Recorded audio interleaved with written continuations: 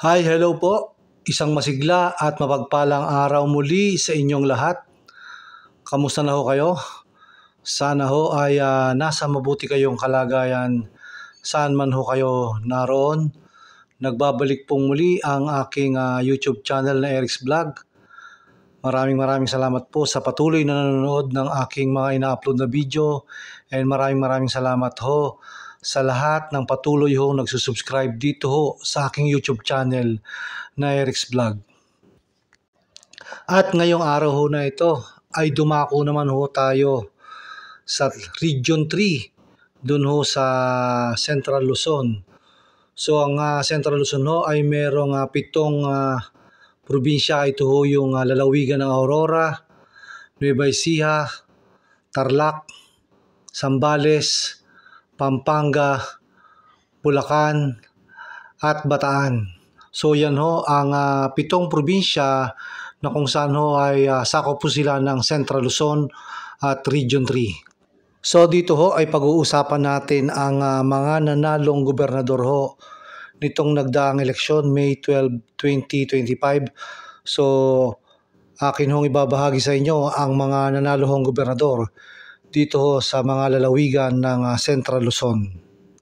Ang unahin ho natin ay ito hong lalawigan ng Aurora. Sino na ho sa inyo ang nakapunta dito ho sa probinsya ng Aurora? Ang nagwagi hong gobernador dito ho sa lalawigan ng Aurora ay ito hong si Reynante Tolentino. Base ho sa resulta ng halalan sa pagka-gobernador ho dyan sa lalawigan ng Aurora, ang magkalaban ho dyan ay si Reynante Tolentino at si Attorney Christian Noveras. At tumalabas ho sa resulta ng eleksyon ay lamang ho itong si Reynante Tolentino ng 14,020 votes dito ho kay Attorney Christian Noveras. At base naman ho sa political career nitong nanalong gobernador ho na si Reynante Tolentino ay una ho siyang sumabak sa larangan ho ng politika bilang municipal councilor sa Dipakulaw, Aurora noong 2004 hanggang 2007. At pagdating naman ho ng taong 2007, ito hong si Reynante Tolentino ay naging municipal mayor ho ng Dipakulaw, Aurora. At siya ho ay nanungkulan bilang mayor ho dyan sa bayan na yan mula ho 2007 hanggang 2016. At noon naman hong taong 2016, ito hong si Reynante Tolentino ay naging board member ho ng 2nd District of Aurora. So simula ho 2016 hanggang 2019 at naging board member din ho noong June 30, 2022 hanggang September 6, 2023. Marahil ho ay nagtataka kayo kung bakit hanggang September 6, 2023 ho nanungkulan bilang board member ng 2nd District ho ng Aurora itong si Reynante Tolentino.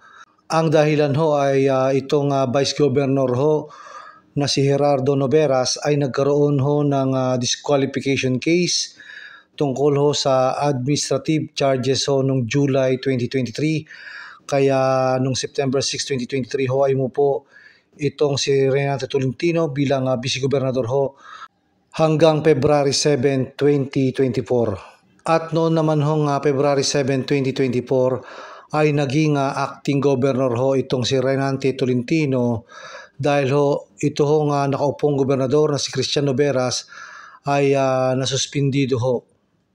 At pagdating ho ng April 2024, ang nasuspended ho na gobernador na si Christian Noveras ay tuluyan na hong dinismiss bilang gobernador ho ng Aurora.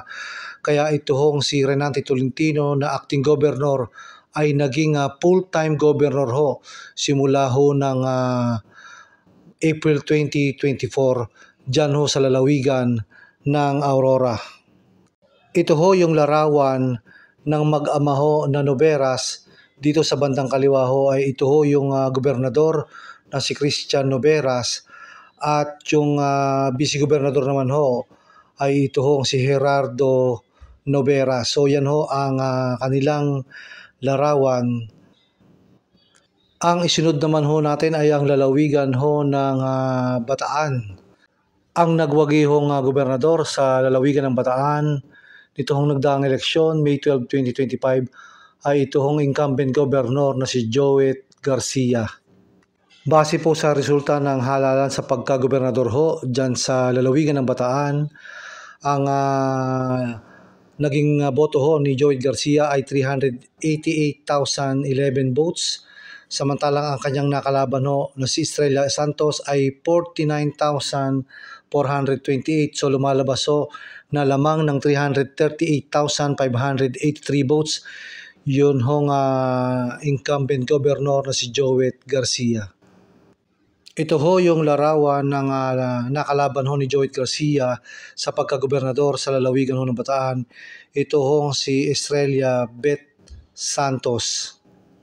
Base ho sa political career nito hong nanalong gobernador na si Joet Garcia, siya ho ay unang sumabak sa larangan ho ng politika bilang mayor ho ng Balanga noong 2007 hanggang 2016 at naging representative din ho sa Bataan mula 2016 hanggang 2022 at naging gobernador simula ho 2022 to 2025 sa unang termino ho niya. At ngayong hong 2025 to 2028, siya ho ay nasa ikalawang termino ho niya bilang gobernador ho ng lalawigan ng Bataan. Ang sunod naman hong lalawigan na ating pupuntahan ay ito hong probinsya ng Tarlac. Ang nagwagi hong gobernador sa lalawigan ng Tarlac nitong nagdaang eleksyon May 12, 2025 ay ito hong si Representative Christian Yap.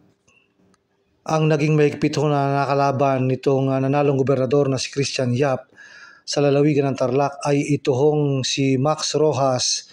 Ang nakalaban ho ng nagwaging gobernador na si Christian Yap sa lalawigan ho ng Tarlac sa labanan ho ng pagkagobernador ay ito hong si Max Rojas na mayor ho ng Paniki Tarlac simula noong 2016 to 2019, 2019 to 2022 at 2022 hanggang 2025. So ibig sabihin ho, siya ho ay 3-term mayor ho ng bayan ng Paniki Tarlac.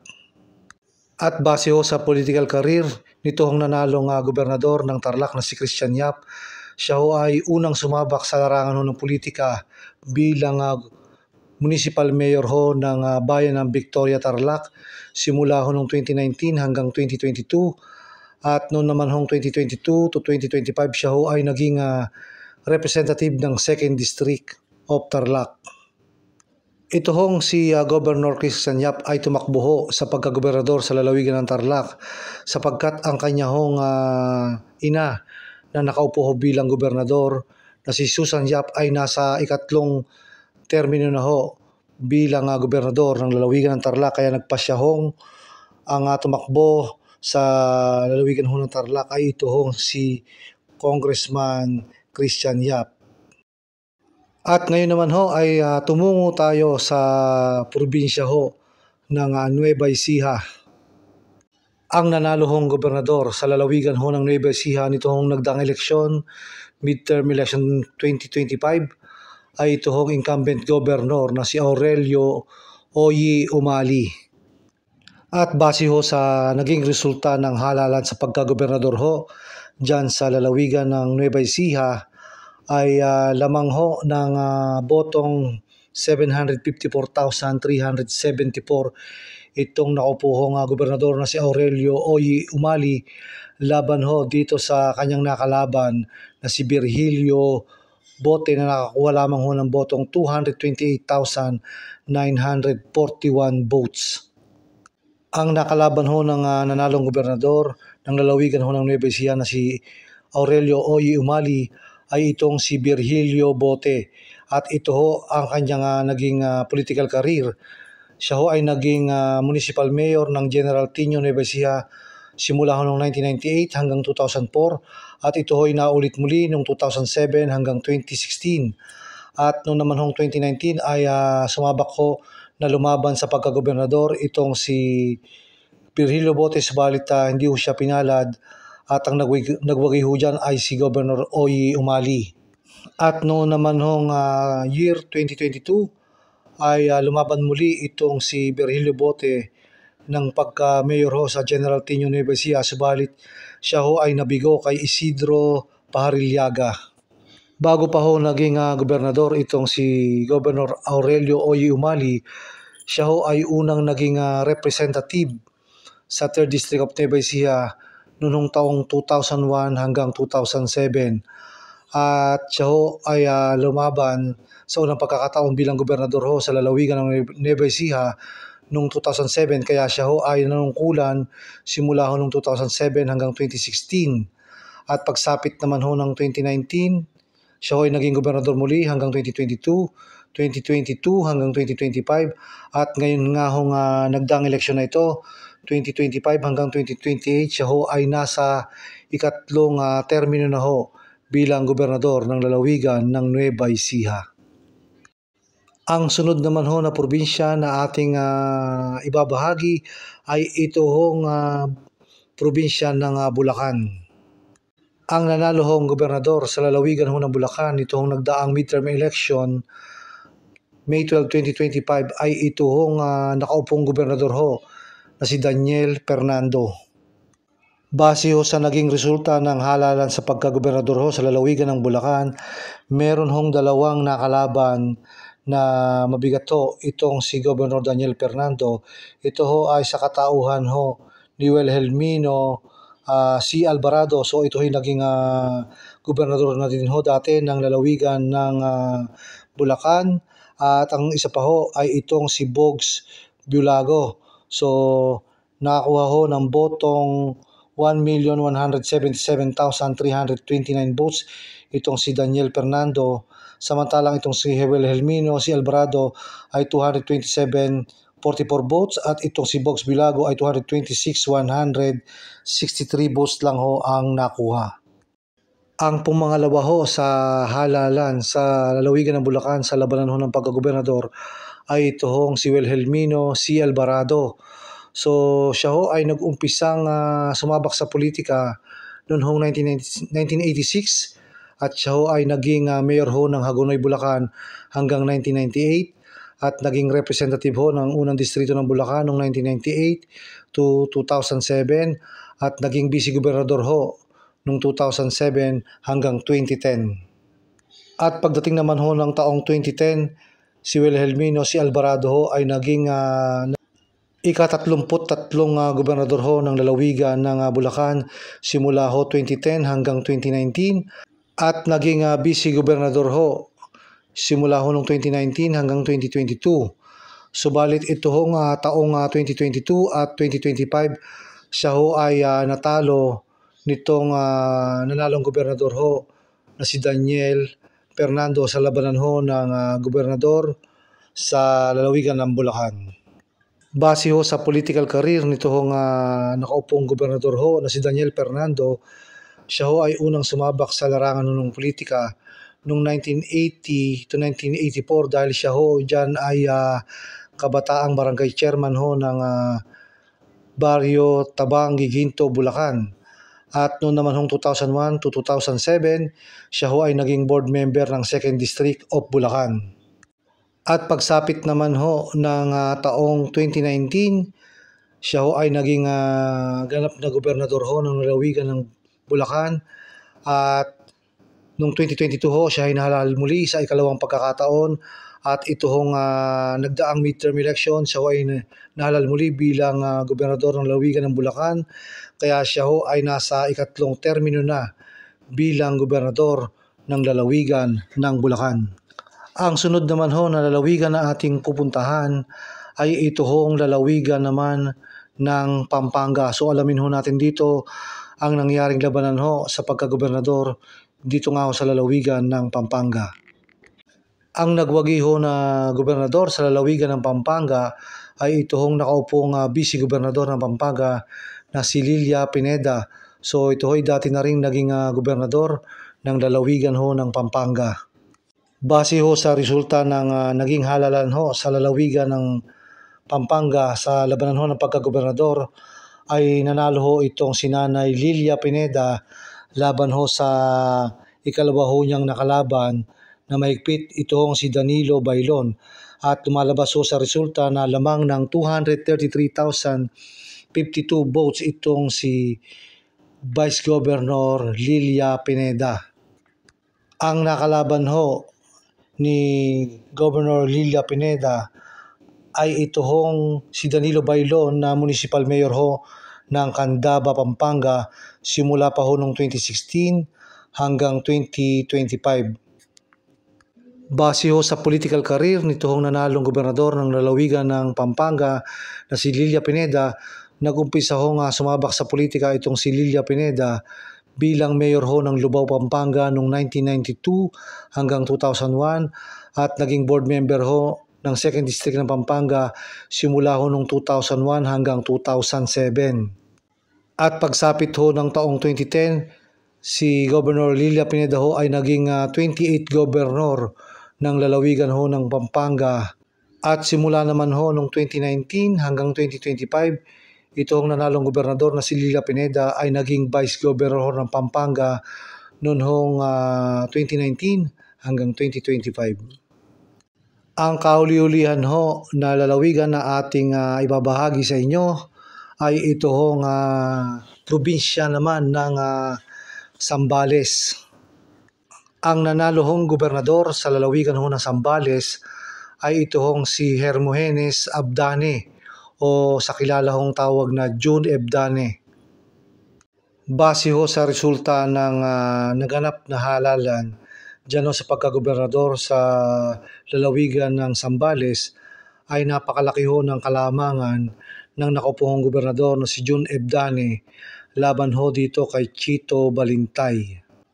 Lumalabas ho na lamang ng botong 274,932 itong si June Abdane laban ho dito kay Chito Balintay. Itong si Chito Balintay na nakalaban ho ni Governor June Abdane sa labanan ho ng pagkagobernador dyan sa lalawigan ho ng Zambales ay isa hong AITA leader. So ito ay muntik na hong hindi mapabilang ho sa listahan ng gobernador sapagkat kinancel ho ng COMELEC ang kanyang COC dahil ho knowledge siya noon hong siya ay nag-file ng COC noon hong October 2024 sapagkat 5 minuto ho siyang hindi nakabalik doon ho sa deadline na itinakda. Subalit nag-file ho siya sa Korte Suprema at pinagbigyan ho siya ng Korte Suprema na mapabilang bilang kandidato ho sa pagkagobernador sa lalawigan ng Zambales.